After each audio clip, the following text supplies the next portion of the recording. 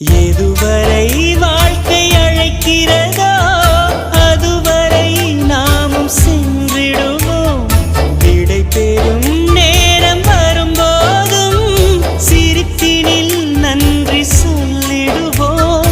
பரவசம், இந்த பரவசம் எந்நாளும் நெஞ்சில் தீராமல் எங்கே வாழுமே. கடவுள் தந்த அழகிய வாழ்வு